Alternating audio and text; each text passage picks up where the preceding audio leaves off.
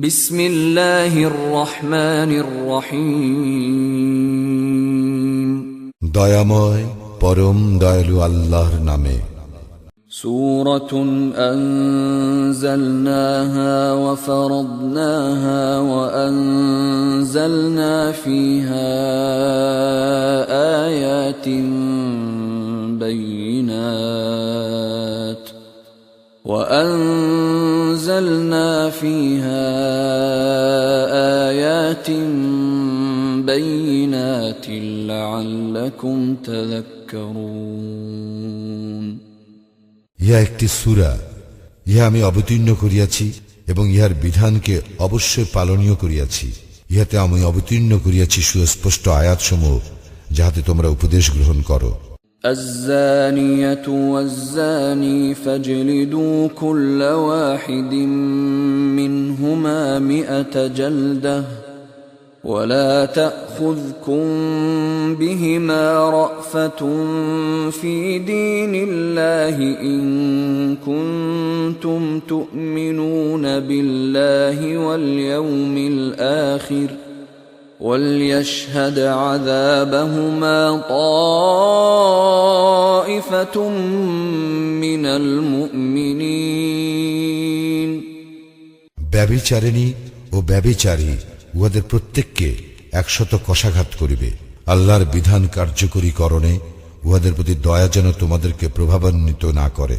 যদি তোমরা আল্লাহে এবং পরকালে বিশ্বাসী হও, মুমিনদের একটি দল যেন ইহাদের শাস্তি প্রত্যক্ষ করে।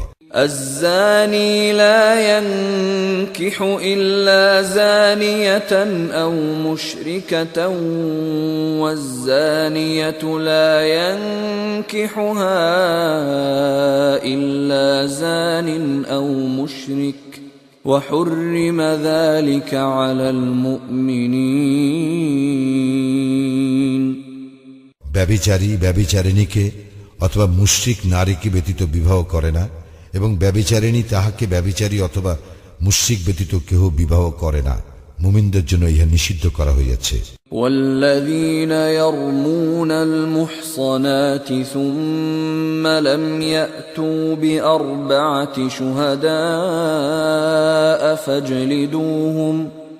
فاجلدوهم 80 جلدة ولا تقبلوا لهم شهادة أبدا وأولئك هم الفاسقون। যাহারা সাধবী রমণীর প্রতি অপবাদ আরোপ করে এবং 4 জন সাক্ষী উপস্থিত করে না, তাহাদেরকে 80টি কশাঘাত করিবে এবং কখনো তাহাদের সাক্ষ্য গ্রহণ করিবে না। ইহারাই তো সত্যত্যাগী। إلا الذين تابوا من بعد ذلك وأصلحوا فإن الله غفور رحيم। তবে যদি ইহার পর উহারা তওবা করে ও নিজেদেরকে সংশোধন করে, আল্লাহ তো অতিশয় ক্ষমাশীল, পরম দয়ালু। والذين يرمون أزواجهم ولم يكن لهم شهداء إلا أنفسهم فشهادة أحدهم 4 شهادات بالله إنه لمن الصادقين। এবং যাহারা নিজেদের স্ত্রীর প্রতি অপবাদ আরোপ করে অথচ নিজেরা ব্যতীত তাহাদের কোনো সাক্ষী নাই, তাহাদের প্রত্যেকের সাক্ষ্য এই হইবে যে সে আল্লাহর নামে 4 বার শপথ করিয়া বলিবে যে সে অবশ্যই সত্যবাদী। والخامسة أن لعنة الله عليه إن كان من الكاذبين। এবং 5ম বারে বলিবে যে সে মিথ্যাবাদী হইলে তাহার উপরে নামিয়ে আসিবে আল্লাহর লানত। ويدرأ عنها العذاب أن تشهد 4 شهادات بالله إنه لمن الكاذبين। তবে স্ত্রীর শাস্তি রহিত হইবে যদি সে 4 বার আল্লাহর নামে শপথ করিয়া সাক্ষ্য দেয় যে তাহার স্বামী মিথ্যাবাদী। والخامسة أن غضب الله عليها كان من الصادقين এবং পঞ্চমবারে বলে যে তাহার স্বামী সত্যবাদী হইলে তাহার নিজের উপর নামিয়া আসিবে আল্লাহর গজব। ولولا فضل الله عليكم ورحمته وأن الله تواب حكيم। তোমাদের প্রতি আল্লাহর অনুগ্রহ ও দয়া না থাকিলে তোমাদের কেহই অব্যাহতি পাইতে না, এবং আল্লাহ তওবা গ্রহণকারী ও প্রজ্ঞাময়। إن الذين جاءوا بالإفك عصبة منكم لا تحسبوه شرا لكم بل هو خير لكم لكل امرئ منهم ما اكتسب من الإثم والذي تولى كبره منهم له عذاب عظيم। যাহারা এই অপবাদ রচনা করিয়াছে তাহারা তো তোমাদেরই একটি দল, ইহাকে তোমরা তোমাদের জন্য অনিষ্টকর মনে করিও না, বরং ইহা তো তোমাদের জন্য কল্যাণকর। উহাদের প্রত্যেকের জন্য আছে উহাদের কৃত পাপ কর্মের ফল, এবং উহাদের মধ্যে যে এই ব্যাপারে প্রধান ভূমিকা গ্রহণ করিয়াছে তাহার জন্য আছে মহাশাস্তি। لولا إذ سمعتموه ظن المؤمنون والمؤمنات بأنفسهم خيرا وقالوا هذا إفك مبين। যখন তাহারা ইহা শুনিল তখন মুমিন পুরুষ এবং মুমিন নারীগণ আপন লোকদের সম্পর্কে কেন ভালো ধারণা করিল না এবং বলিল না, ইহা তো সুস্পষ্ট অপবাদ। لولا جاءوا عليه بأربعة شهداء فإذ لم يأتوا بالشهداء فأولئك عند الله هم الكاذبون। তাহারা কেন এই ব্যাপারে চারজন সাক্ষী উপস্থিত করে নাই? যেহেতু তাহারা সাক্ষী উপস্থিত করে নাই, সে কারণে তাহারা আল্লাহর নিকট মিথ্যাবাদী। ولولا فضل الله عليكم ورحمته في الدنيا والآخرة لمسكم فيما أفضتم فيه عذاب عظيم। দুনিয়া ও আখিরাতে তোমাদের প্রতি আল্লাহর অনুগ্রহ ও দয়া না থাকিলে তোমরা যাহাতে লিপ্ত ছিলে তর জন্য মহাশাস্তি অবশ্যই তোমাদেরকে স্পর্শ করিত। إذ تلقونه بألسنتكم وتقولون بأفواهكم ما ليس لكم به علم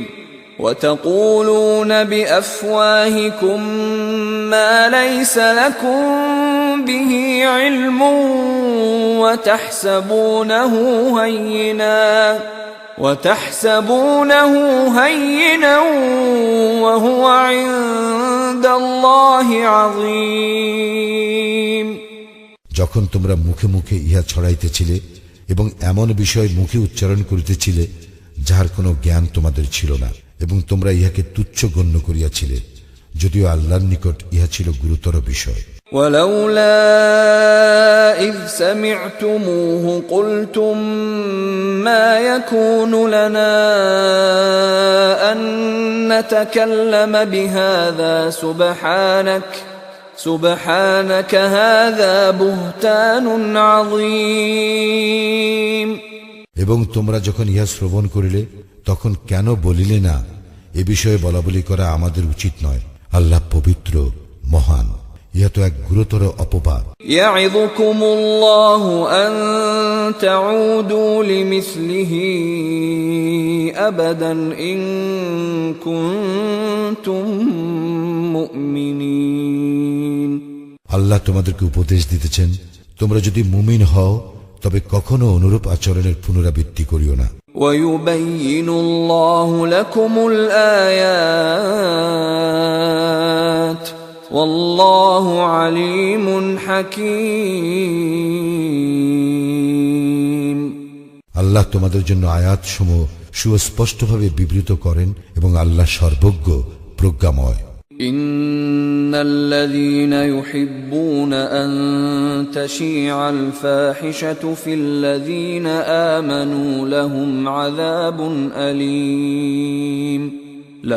عذاب أليم في الدنيا والآخرة والله يعلم وأنتم لا تعلمون যাহারা মুমিনদের মধ্যে অশ্লীলতার প্রসার কামনা করে তাহাদের জন্য আছে দুনিয়া ও আখিরাতের মর্মন্তুদ শাস্তি, এবং আল্লাহ জানেন, তোমরা জানো না। ولولا فضل الله عليكم ورحمته وأن الله رؤوف رحيم তোমাদের প্রতি আল্লাহর অনুগ্রহ ও দয়া না থাকিলে তোমরা কেহই অব্যাহতি পাইতে না, এবং আল্লাহ দয়াদ্র ও পরম দয়ালু। يا أيها الذين آمنوا لا تتبعوا خطوات الشيطان ومن يتبع خطوات الشيطان فإنه يأمر بالفحشاء والمنكر ولولا فضل الله عليكم ورحمته ما زكى منكم من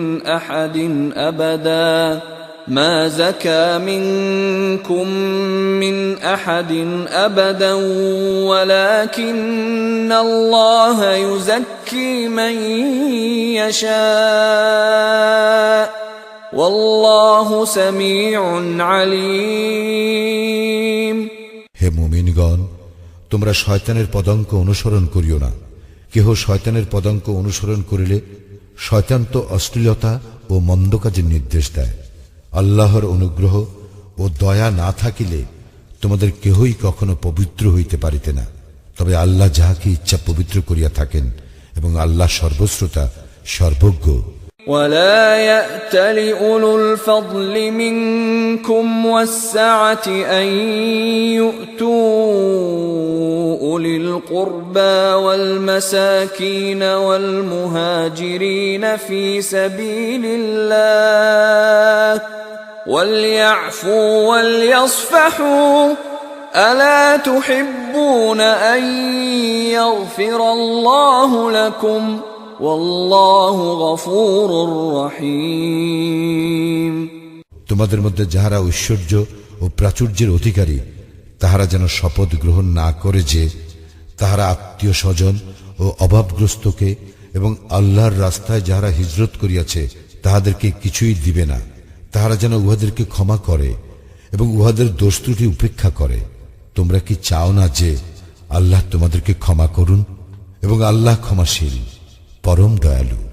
إن الذين يرمون المحصنات الغافلات المؤمنات لعنوا في الدنيا والآخرة ولهم عذاب عظيم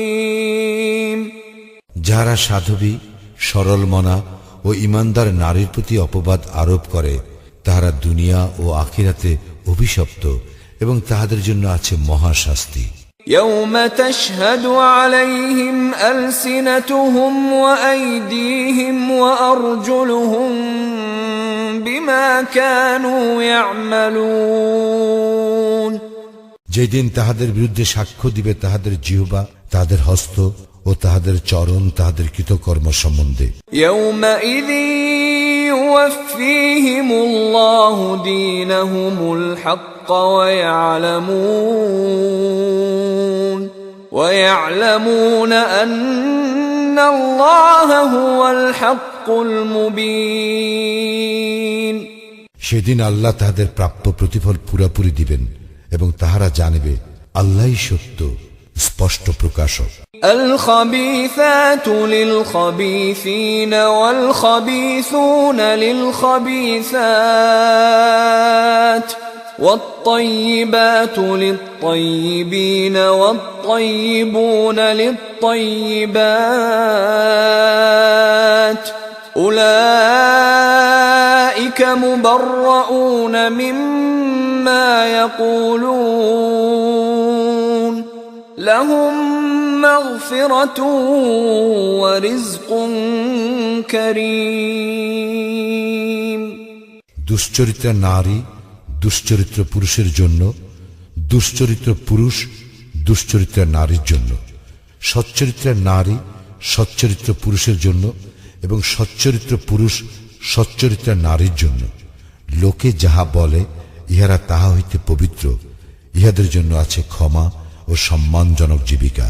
يا أيها الذين آمنوا لا تدخلوا بيوتا غير بيوتكم حتى تستأنسوا وتسلموا على أهلها ذلكم خير لكم لعلكم تذكرون হে মুমিনগণ, তোমরা নিজেদের গৃহ ব্যতীত অন্য কাহারও গৃহে গৃহবাসীদের অনুমতি না লইয়া এবং তাহাদেরকে সালাম না করিয়া প্রবেশ করিও না, ইহাই তোমাদের জন্য শ্রেয়, যাহাতে তোমরা উপদেশ গ্রহণ করো।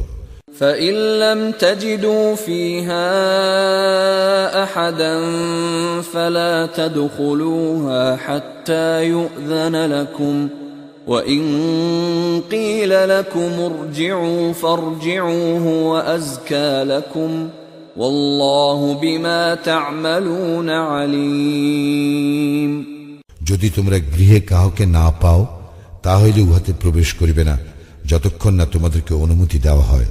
যদি তোমাদেরকে বলা হয় ফিরিয়া যাও, তবে তোমরা ফিরিয়া যাইবে, ইহাই তোমাদের জন্য উত্তম, এবং তোমরা যাহা করো সে সম্বন্ধে আল্লাহ সবিশেষ অবহিত।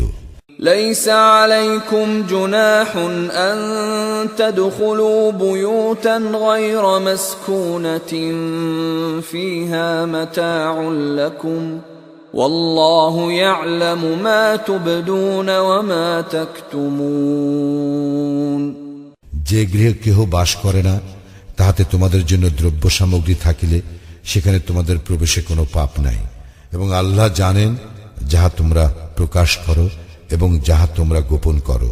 قل للمؤمنين يغضوا من أبصارهم ويحفظوا فروجهم ذلك أزكى لهم إن الله خبير بما يصنعون মুমিনদেরকে বলো, তাহারা যেন তাহাদের দৃষ্টিকে সংযত করে এবং তাহাদের লজ্জাস্থানের হেফাজত করে, ইহাই তাহাদের জন্য উত্তম। উহারা যাহা করে নিশ্চয় আল্লাহ সে বিষয় সম্যক অবহিত। وقل للمؤمنات يغضضن من أبصارهن ويحفظن فروجهن ولا يبدين زينتهن إلا ما ظهر منها وليضربن بخمرهن على جيوبهن ولا يبدين زينتهن إلا لبعولتهن أو آبائهن أو آباء بعولتهن أو أبنائهن أو أبناء بعولتهن أو إخوانهن أو بني إخوانهن أو بني أخواتهن أو نسائهن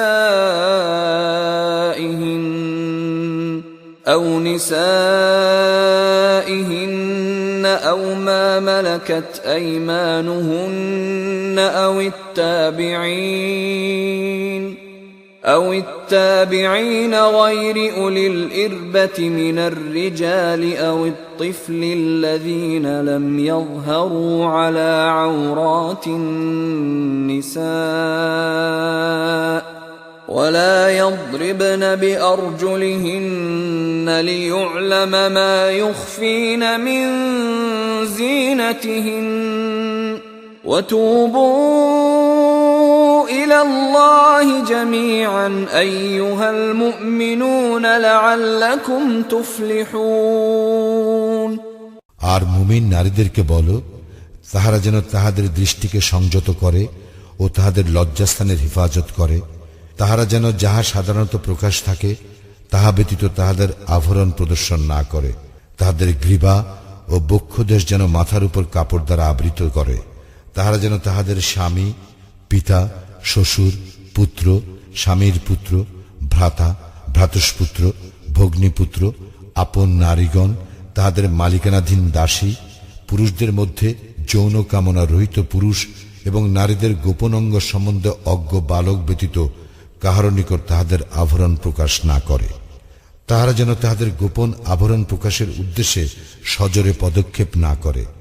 হে মুমিনগণ, তোমরা সকলে আল্লাহর দিকে প্রত্যাবর্তন করো, যাহাতে তোমরা সফল কাম হইতে পারো। وأنكحوا الأيام منكم والصالحين من عبادكم وإمائكم إن يكونوا فقراء يغنهم الله من فضله والله واسع عليم। তোমাদের মধ্যে যাহারা আইয়িম তাহাদের বিবাহ সম্পাদন করো এবং তোমাদের দাস ও দাসীদের মধ্যে যাহারা সৎ তাহারা অভাবগ্রস্ত হইলে আল্লাহ নিজ অনুগ্রহে তাহাদেরকে অভাবমুক্ত করিয়া দিবেন। আল্লাহ তো প্রাচুর্যময়, সর্বজ্ঞ। وَلْيَسْتَعْفِفِ الَّذِينَ لَا يَجِدُونَ نِكَاحًا حَتَّى يُغْنِيَهُمُ اللَّهُ مِنْ فَضْلِهِ وَالَّذِينَ يَبْتَغُونَ الْكِتَابَ مِمَّا مَلَكَتْ أَيْمَانُكُمْ فَكَاتِبُوهُمْ إِنْ عَلِمْتُمْ فِيهِمْ خَيْرًا وَآتُوهُمْ مِمَّا لِلَّهِ الَّذِي آتَاكُمْ وَلَا تُكْرِهُوا فَتَيَاتِكُمْ عَلَى الْبِغَاءِ إِنْ أَرَدْنَ تَحَصُّنًا لِتَبْتَغُوا عَرَضَ الْحَيَاةِ الدُّنْيَا وَمَنْ يُكْرِههُّنَّ فَإِنَّ اللَّهَ مِنْ بَعْدِ إِكْرَاهِهِنَّ غَفُورٌ رَحِيمٌ। যাহাদের বিবাহের সামর্থ্য নাই, আল্লাহ তাহাদেরকে নিজ অনুগ্রহে অভাবমুক্ত না করা পর্যন্ত তাহারা যেন সংযম অবলম্বন করে এবং তোমাদের মালিকানাধীন দাস দাসীদের মধ্যে কেহ তাহার মুক্তির জন্য লিখিত চুক্তি চাহিলে তাহাদের সঙ্গে চুক্তিতে আবদ্ধ হও, যদি তোমরা উহাদের মধ্যে মঙ্গলের সন্ধান পাও। আল্লাহ তোমাদেরকে যে সম্পদ দিয়াছেন তা হইতে তোমরা উহাদেরকে দান করিবে। তোমাদের দাসীগণ সতীত্ব রক্ষা করিতে চাইলে পার্থিব জীবনের ধন লালসায় তাহাদেরকে ব্যভিচারিণী হইতে বাধ্য করিও না। আর যে তাহাদেরকে বাধ্য করে তবে তাহাদের উপর জবরদস্তির পর আল্লাহ তো ক্ষমাশীল, পরম দয়ালু। وَلَقَدْ أَنزَلْنَا إِلَيْكُمْ آيَاتٍ مُبَيِّنَاتٍ وَمَثَلًا مِنَ الَّذِينَ خَلَوْا مِنْ قَبْلِكُمْ وَمَوْعِظَةً لِلْمُتَّقِينَ। আমি তো তোমাদের নিকট অবতীর্ণ করিয়াছি সুস্পষ্ট আয়াত, তোমাদের পূর্ববর্তীদের দৃষ্টান্ত ও মুত্তাকিদের জন্য উপদেশ। আল্লাহু নূরুস সামাওয়াতি ওয়াল আরদ মাসালু নূরিহি কামিশকাতিন ফিহা মিসবাহ المصباح في زجاجة الزجاجة كأنها كوكب دري يوقد من شجرة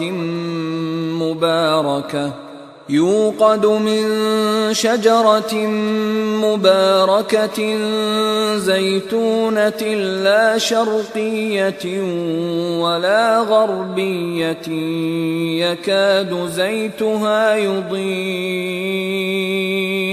يكاد زيتها يضيء ولو لم تمسسه نار نور على نور يهدي الله لنوره من يشاء ويضرب الله الأمثال للناس والله بكل شيء عليم। আল্লাহ আকাশ মণ্ডলীয় পৃথিবীর জ্যোতি, তাহার জ্যোতির উপমা যেন একটি দীপাধার, যাহার মধ্যে আছে এক প্রদীপ। প্রদীপটি একটি কাঁচের আবরণের মধ্যে স্থাপিত। কাঁচের আবরণটি উজ্জ্বল নক্ষত্র সদৃশ। ইহা প্রজ্বলিত করা হয় পুত পবিত্র জয়তুন বৃক্ষের তৈল দ্বারা, যাহা প্রাচ্যের নয়, প্রতীচ্যেরও নয়।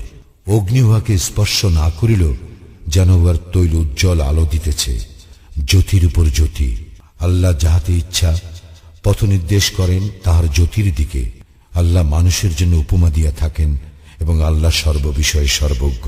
في بيوت أذن الله أن ترفع ويذكر فيها اسمه يسبح له فيها بالغدو والآصال। সেই সকল গৃহে যাহাকে সমুন্নত করিতে এবং যাহাতে তাহার নাম স্মরণ করিতে আল্লাহ নির্দেশ দিয়াছেন, সকাল ও সন্ধ্যায় তাহার পবিত্রতা ও মহিমা ঘোষণা করে। رجال لا تلهيهم تجارة ولا بيع عن ذكر الله وإقام الصلاة وإيتاء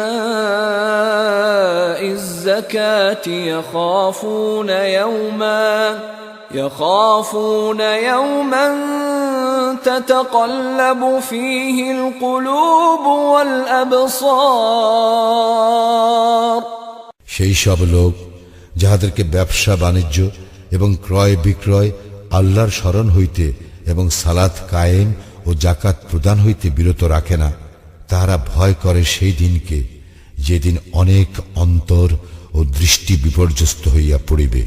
ليجزيهم الله أحسن ما عملوا ويزيدهم من فضله والله يرزق من يشاء بغير حساب। যাহাতে তাহারা যে কর্ম করে তজ্জন্য আল্লাহ তাহাদেরকে উত্তম পুরস্কার দেন এবং নিজ অনুগ্রহে তাহাদেরকে প্রাপ্যের অধিক দেন। আল্লাহ যাহাকে ইচ্ছা অপরিমিত জীবিকা দান করেন। والذين كفروا أعمالهم كسراب بقيعة يحسبه الظمآن ماء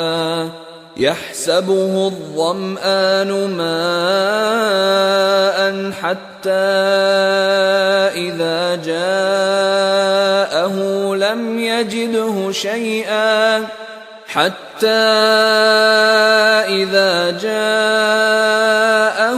لم يجده شيئا ووجد الله عنده فوفاه حسابه والله سريع الحساب। যাহারা কুফরি করে তাহাদের কর্ম মরুভূমির মরিচিকা সদৃশ। পিপাসার্থ যাহাকে পানি মনে করিয়া থাকে, কিন্তু সে উহার নিকট উপস্থিত হইলে দেখিবে উহা কিছু নয়, এবং সে পাইবে সেখানে আল্লাহকে। অতঃপর তিনি তাহার কর্মফল পূর্ণ মাত্রায় দিবেন। আল্লাহ হিসাব গ্রহণে তৎপর। أو كظلمات في بحر لجي يغشاه موج من فوقه سحاب ظلمات بعضها فوق بعض إذا أخرج يده لم يكد يراها ومن لم يجعل الله له نورا فما له من نور। অথবা তাহাদের কর্ম গভীর সমুদ্র তলের অন্ধকার সদৃশ, যাহাকে আচ্ছন্ন করে তরঙ্গের উপর তরঙ্গ, যাহার ঊর্ধ্বে মেঘপুঞ্জ, অন্ধকার পুঞ্জ স্তরের উপর স্তর, এমনকি সে হাত বাহির করিলে তাহা আদৌ দেখিতে পাইবে না। আল্লাহ যাহাকে জ্যোতি দান করেন না, তাহার জন্য কোনো জ্যোতি নাই। ألم تر أن الله يسبح له من في السماوات والأرض والطير صافات كل قد علم صلاته وتسبيحه والله عليم بما يفعلون তুমি কি দেখো না যে আকাশ মণ্ডলীয় পৃথিবীতে যাহারা আছে তাহারা এবং উড্ডীয়মান বিহঙ্গকুল আল্লাহর পবিত্রতা ও মহিমা ঘোষণা করে? প্রত্যেকেই জানে তাহার ইবাদতের ও পবিত্রতা ঘোষণার পদ্ধতি, এবং উহারা যাহা করে সে বিষয়ে আল্লাহ সম্যক অবগত। وَلِلَّهِ مُلْكُ السَّمَاوَاتِ وَالْأَرْضِ وَإِلَى اللَّهِ الْمَصِيرُ আকাশ মণ্ডলীয় পৃথিবীর সার্বভৌমত্ব আল্লাহরই এবং আল্লাহরই দিকে প্রত্যাবর্তন। أَلَمْ تَرَ أَنَّ اللَّهَ يُزْجِي سَحَابًا ثُمَّ يُؤَلِّفُ بَيْنَهُ ثم يجعله ركاما فترى الودق يخرج من خلاله وينزل من السماء من جبال فيها من برد فيصيب به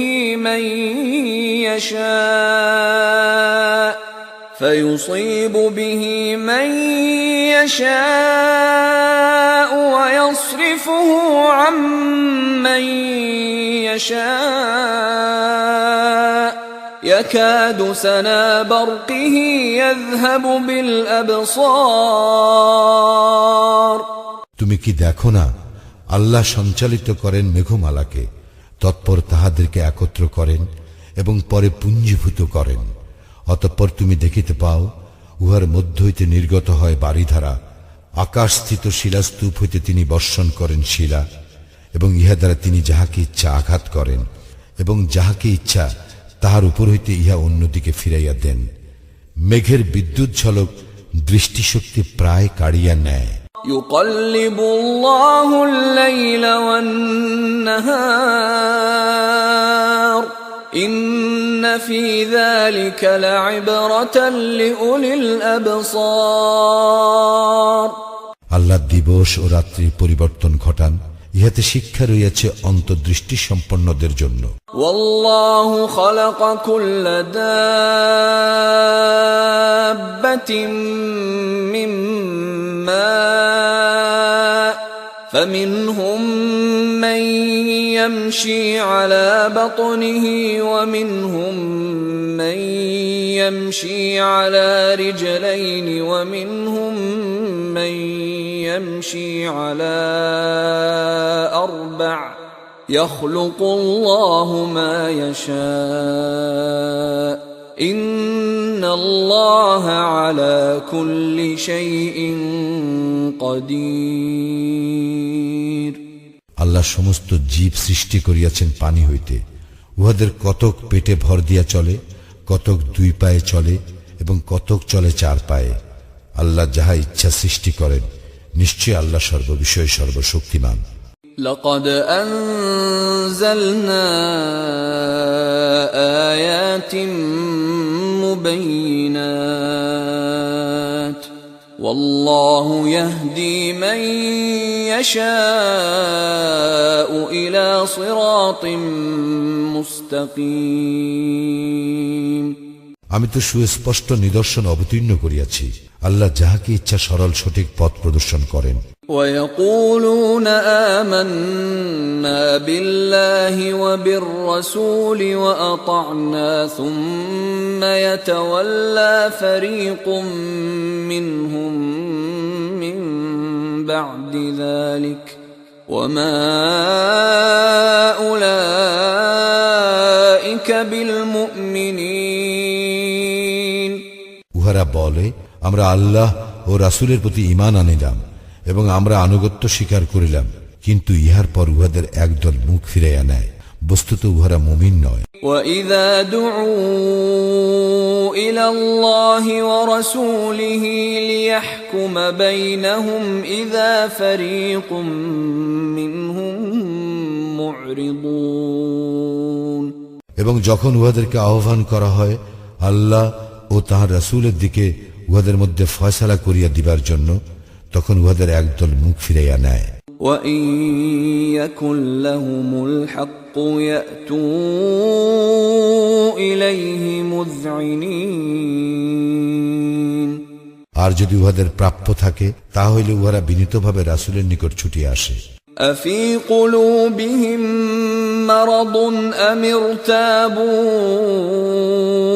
أَمْ يَخَافُونَ أَن يَحِيفَ اللَّهُ عَلَيْهِمْ وَرَسُولُهُ بَلْ أُولَٰئِكَ هُمُ الظَّالِمُونَ। উহাদের অন্তরে কি ব্যাধি আছে? না উহারা সংশয় পোষণ করে, না উহারা ভয় করে যে আল্লাহ ও তাহার রাসূল উহাদের প্রতি জুলুম করিবেন, বরং উহারাই তো জালিম। إنما كان قول المؤمنين إذا دعوا إلى الله ورسوله ليحكم بينهم أن يقولوا سمعنا وأطعنا وأولئك هم المفلحون। মুমিনদের উক্তি তো এই, যখন তাহাদের মধ্যে ফয়সালা করিয়া দিবার জন্য আল্লাহ এবং তাহার রাসূলের দিকে আহ্বান করা হয়, তখন তাহারা বলে, আমরা শ্রবণ করিলাম ও আনুগত্য করিলাম, আর উহারাই তো সফল কাম। ومن يطع الله ورسوله ويخشى الله ويتقه فأولئك هم الفائزون। যারা আল্লাহ ও তাহার রাসূলের আনুগত্য করে, আল্লাহকে ভয় করে ও তাহার অবাধ্যতা হইতে সাবধান থাকে, তাহারাই সফল কাম। وأقسموا بالله جهد أيمانهم لئن أمرتهم ليخرجن قل لا تقسموا طاعة معروفة إن الله خبير بما تعملون। উহারা দৃঢ়ভাবে আল্লাহর শপথ করিয়া বলে যে, তুমি উহাদেরকে আদেশ করিলে উহারা অবশ্যই বাহির হইবে। তুমি বলো, শপথ করিও না, যথার্থ আনুগত্যই কাম্য। তোমরা যাহা করো, নিশ্চয়ই আল্লাহ সে বিষয়ে সবিশেষ অবহিত। قل أطيعوا الله وأطيعوا الرسول فإن تولوا فإنما عليه ما حمل وعليكم ما حملتم وإن تطيعوه تهتدوا وما على الرسول إلا البلاغ المبين। বলো, আল্লাহর আনুগত্য করো এবং রাসূলের আনুগত্য করো, অতঃপর যদি তোমরা মুখ ফিরাইয়া লও, তবে তাহার উপর অর্পিত দায়িত্বের জন্য সেই দায়ী, এবং তোমাদের উপর অর্পিত দায়িত্বের জন্য তোমরাই দায়ী, এবং তোমরা তাহার আনুগত্য করিলে সৎপথ পাইবে। আর রাসূলের কাজ তো কেবল স্পষ্টভাবে পৌঁছাইয়া দেওয়া। وعد الله الذين آمنوا منكم وعملوا الصالحات ليستخلفنهم في الأرض كما استخلف الذين من قبلهم وليمكنن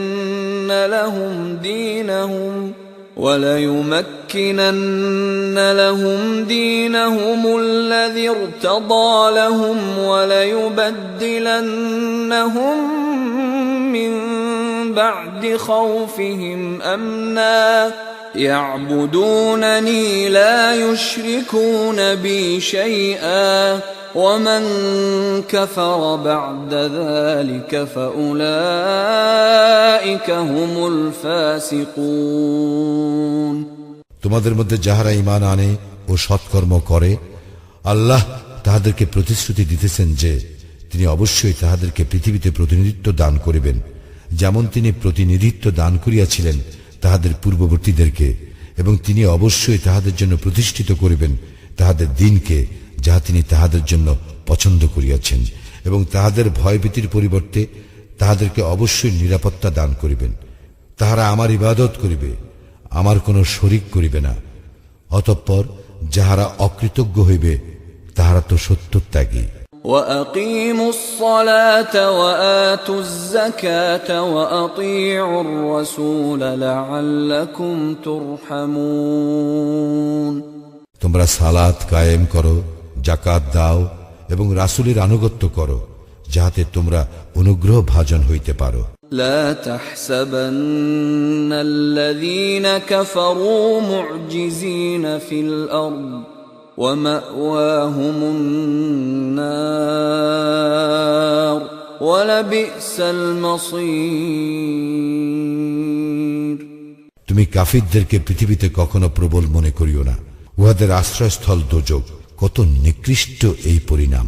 يا أيها الذين آمنوا ليستأذنكم الذين ملكت أيمانكم والذين لم يبلغوا الحلم منكم 3 مرات من قبل صلاة الفجر وحين تضعون ثيابكم من الظهيرة ومن بعد صلاة العشاء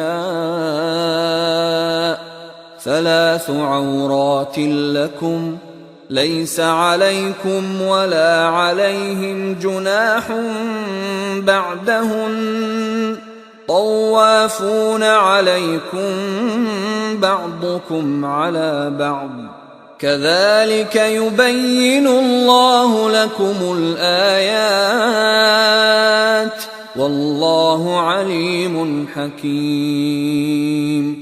হে মুমিনগণ, তোমাদের মালিকানাধীন দাস দাসীগণ এবং তোমাদের মধ্যে যাহারা বয়প্রাপ্ত হয় নাই, তাহারা যেন তোমাদের কক্ষে প্রবেশ করিতে 3 সময়ের অনুমতি গ্রহণ করে।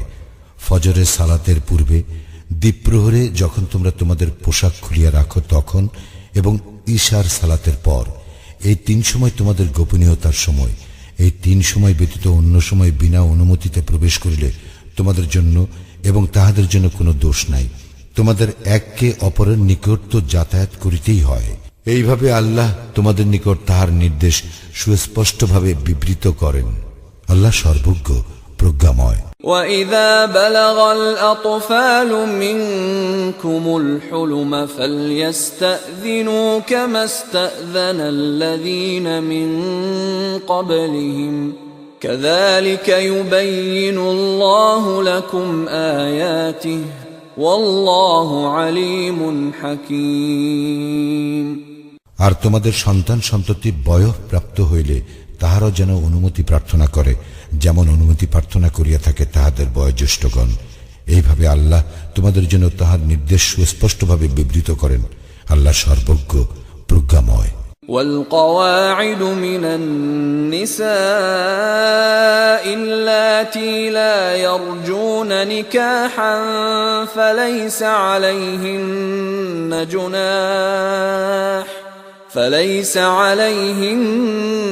جناح أن يضعن ثيابهن غير متبرجات بزينة وأن يستعففن خير لهن والله سميع عليم। বৃদ্ধা নারী যাহারা বিবাহের আশা রাখে না, তাহাদের জন্য অপরাধ নাই যদি তাহারা তাহাদের সৌন্দর্য প্রদর্শন না করিয়া তাহাদের বহির্বাস খুলিয়া রাখে, তবে ইহা হইতে তাহাদের বিরত থাকাই তাহাদের জন্য উত্তম। আল্লাহ সর্বশ্রোতা, সর্বজ্ঞ। ليس على الأعمى حرج ولا على الأعرج حرج ولا على المريض حرج ولا على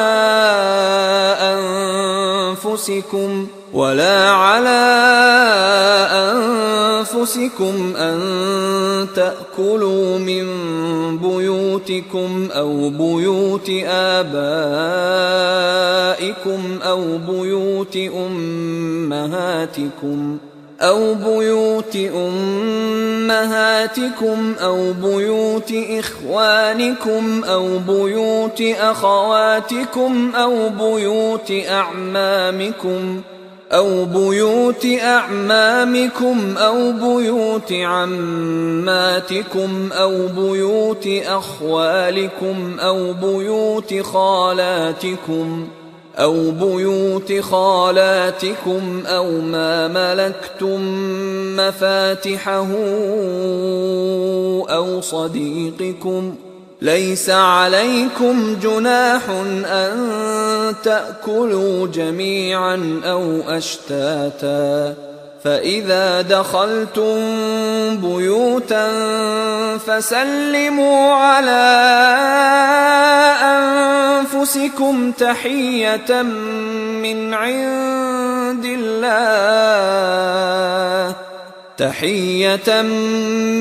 عند الله مباركة طيبة، كذلك يبين الله لكم الآيات لعلكم تعقلون। অন্ধের জন্য দোষ নাই, খঞ্জের জন্য দোষ নাই, রুগ্নের জন্য দোষ নাই এবং তোমাদের নিজেদের জন্য দোষ নাই। আহার করা তোমাদের গৃহে অথবা তোমাদের পিতৃগণের গৃহে, মাতৃগণের গৃহে, ভাতৃগণের গৃহে, ভগ্নীগণের গৃহে, পিতৃব্যদের গৃহে, ফুফুদের গৃহে, মাতুলদের গৃহে, খালাদের গৃহে অথবা সেই সব গৃহে যাহার চাবির মালিক তোমরা অথবা তোমাদের বন্ধুদের গৃহে। তোমরা একত্রে আহার করো অথবা পৃথক পৃথকভাবে আহার করো, তাহাতে তোমাদের জন্য কোনো অপরাধ নাই। তবে যখন তোমরা গৃহে প্রবেশ করবে তখন তোমরা তোমাদের স্বজনদের প্রতি সালাম করিবে, অভিবাদন স্বরূপ, যাহা আল্লাহর নিকট হইতে কল্যাণময় ও পবিত্র। এইভাবে আল্লাহ তোমাদের জন্য তাহার নির্দেশ বিশদভাবে বিবৃত করেন, যাহাতে তোমরা বুঝিতে পারো। ইন্নামাল মুমিনুনা আল্লাযীনা আমানু বিল্লাহি ওয়া রাসূলিহি ওয়া ইযা কানু মা'আহু আলা আমরিন জামি'in لم يذهبوا حتى يستأذنوه إن الذين يستأذنونك أولئك الذين يؤمنون بالله ورسوله فإذا استأذنوك لبعض شأنهم فأذن لمن شئت منهم واستغفر لهم الله إن الله غفور رحيم। মুমিন তো তাহারাই যাহারা আল্লাহ এবং তাহার রাসূলে ঈমান আনে এবং রাসূলের সঙ্গে সমষ্টিগত ব্যাপারে একত্র হইলে তাহারা অনুমতি ব্যতীত সরিয়া পড়ে না। যাহারা তোমার অনুমতি প্রার্থনা করে তাহারাই আল্লাহ এবং তাহার রাসূলে বিশ্বাসী। অতএব তাহারা তাহাদের কোনো কাজে বাহিরে যাইবার জন্য তোমার অনুমতি চাইলে তাহাদের মধ্যে যাহাদেরকে ইচ্ছা তুমি অনুমতি দিও এবং তাহাদের জন্য আল্লাহর নিকট ক্ষমা প্রার্থনা করিও। নিশ্চয় আল্লাহ পরম ক্ষমাশীল, পরম দয়ালু। لا تجعلوا دعاء الرسول بينكم كدعاء بعضكم بعضا قد يعلم الله الذين يتسللون منكم لواذا فليحذر الذين يخالفون عن أمره أن تصيبهم فتنة أو يصيبهم عذاب أليم। রাসূলের আহ্বানকে তোমরা তোমাদের একে অপরের প্রতি আহ্বানের মতো গণ্য করিও না। তোমাদের মধ্যে যাহারা অলক্ষ্যে সরিয়া পড়ে আল্লাহ তো তাহাদেরকে জানেন। সুতরাং যাহারা তাহার আদেশের বিরুদ্ধাচরণ করে তাহারা সতর্ক হোক যে বিপর্যয় তাহাদের উপর আপতিত হইবে অথবা আপতিত হইবে তাহাদের উপর মর্মন্তুর শাস্তি। আলা ইন্না লিল্লাহি মা ফিস সামাওয়াতি ওয়াল আরদ قد يعلم ما أنتم عليه ويوم يرجعون إليه فينبئهم بما عملوا والله بكل شيء عليم। জানিয়া রাখো আকাশ মণ্ডলীয় পৃথিবীতে যাহা কিছু আছে তাহা আল্লাহরই। তোমরা যাহাতে ব্যাপৃত তিনি তাহা জানেন। যেদিন তাহারা তাহার নিকট প্রত্যাবর্তিত হইবে সেদিন তিনি তাহাদেরকে জানাইয়া দিবেন তাহারা যাহা করিত। আল্লাহ